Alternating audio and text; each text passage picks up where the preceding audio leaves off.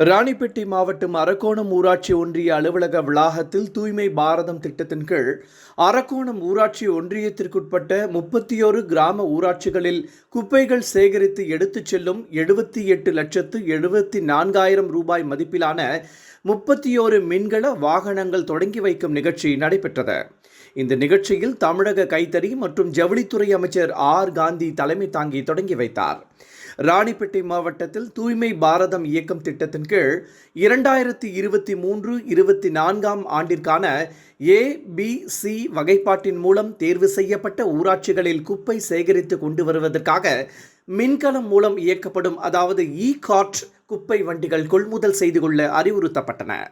மேலும் கிராம ஊராட்சிகளில் சேகரிக்கப்படும் குப்பைகளின் அளவை பொறுத்து ஒரு நடைக்கு குறைந்தபட்சம் 310 கிலோ குப்பைகள் ஏற்றி 60 முதல் 80 கிலோமீட்டர் பயணிக்கத்தக்க மின்கல வண்டிகள் கொள்முதல் செய்ய குறிப்புகள் வழங்கப்பட்டன.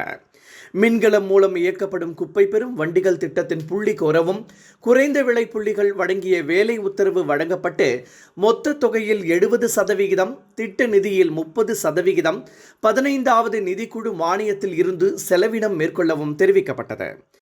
இந்த நிகழ்ச்சியில் மாவட்ட வருவாய் அலுவலர் சுரேஷ், திட்ட இயக்குனர், மாவட்ட ஊரக வளர்ச்சி முகமை ஜெயசுதா, மாவட்ட ஊராட்சி குழு தலைவர் ஜெயந்தி திருமூர்த்தி, ஒன்றிய குழு தலைவர் நிர்மலா சவுந்தர், துணைத் தலைவர் புருஷோத்தமன், மாவட்ட ஊராட்சி குழு உறுப்பினர் அம்பிகா பாபு, வட்டார வளர்ச்சி அலுவலர்கள் கென்னடி, பாஸ்கர் மற்றும் பலர் கலந்து கொண்டனர்.